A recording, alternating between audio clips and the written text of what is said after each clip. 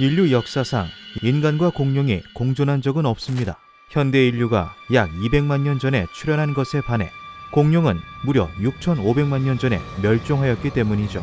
하지만 1960년대 인간과 공룡이 한 시대에 공존했을 수 있다는 가능성을 제시해주는 고대 유물이 발견되어 전 세계적인 논란이 된 적이 있습니다.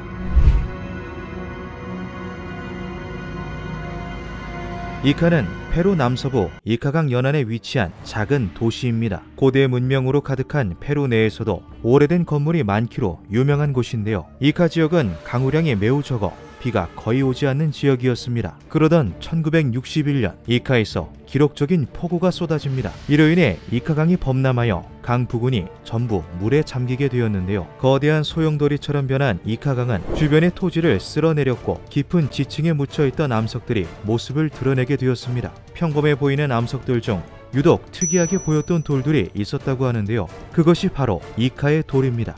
특이한 문양과 그림이 그려져 있는 돌들이 대량으로 발견되자 이것이 돈이 될 거라고 믿은 지역 주민들은 저마다 이 돌들을 수집하였다고 하죠. 그렇게 시간이 흐르고 1966년 페루 리마 대학의 의학 교수였던 하비에르 카브레라 박사는 이카 지역에 들렀다가 오크카에에서 농장을 운영하는 솔테 형제를 만나게 됩니다. 솔테 형제는 자신의 농장을 방문해준 카브레라에게 선물을 하나 주는데요. 그것은 처음 보는 물고기가 그려져 있는 오래되어 보이는 돌이었습니다. 관심이 생긴 카브레라는 해당 돌에 대해 물었고 형제는 그에게 자신들이 수집한 돌들을 보여주었죠. 카브레라는 이것이 심상치 않은 돌임을 직감하고 돌들을 더 찾아 나서는데요. 지역 주민들에게는 그다지 대단할 것이 없는 수집품들이었기에 마을 사람들은 너나 할 것 없이 폭우 당시 모아놨었던 돌들을 카브레라에게 보여주었습니다. 카브레라는 우선 돌의 개수에 놀랐다고 하는데요. 마을 주민들이 수집한 돌의 수가 무려 5만 개에 달했던 것이죠. 작은 것은 약 100g, 큰 것은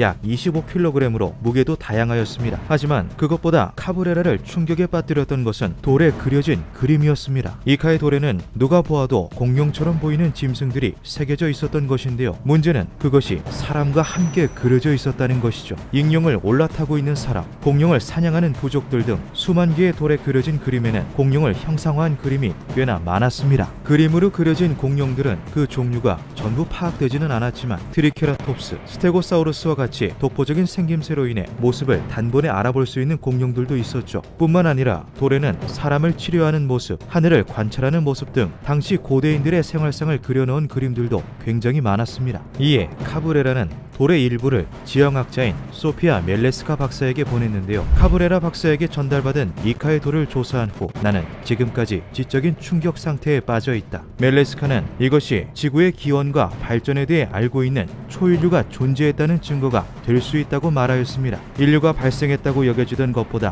훨씬 이전에 고도로 발달한 문명이 있었다는 건데요. 이에 관심이 생긴 비디오 제작사 쥐라기 아트의 닐 스티드는 해당 돌의 진실을 알아보기 위해 직접 페루의 이카로 향했습니다. 이카 인근 마을에 들른 닐은 그곳의 주민들이 돌을 조각하여 골동품인 것 마냥 속여 관광객들에게 파는 것을 목격하였는데요. 돌을 직접 확인해본 그는 그것이 진짜 이카의 돌이 아닌 가짜 이카의 돌이라는 것을 알아차립니다. 주민들은 카브레라 박사가 대중에게 공개했던 이카의 돌 그림을 본따 그대로 흉내내려고 하였으며 그 모양은 원래의 것과 비교했을 때 아주 조악했던 것이죠. 또한 이카의 돌 표면은 박테리아와 같은 미세한 유기성 물질로 인해 광택이 나는 경우, 녹청이 짙게 뒤덮여 있는 경우 두 가지로 나뉘는데 주민들이 제작한 가짜 돌은 어디에도 해당되지 않았습니다. 닐은 진짜 돌에 대한 정보를 캐며 돌이 발굴된 위치로 직접 찾아가 보려고 했지만 그것은 당시 발생한 폭우와 범람으로 인해 이미 깊은 땅 밑으로 유실된 상태였다고 하죠. 닐은 아쉬운 마음을 뒤로하고 본국으로 복귀하여 자신이 조사하며 얻은 정보들을 공개하였는데요. 이카 인근의 마을 주민들이 가짜 돌을 만들어서 판다는 단편적인 사실로 인해 이카의 돌 자체가 거짓이라는 기사가 쏟아지게 됩니다.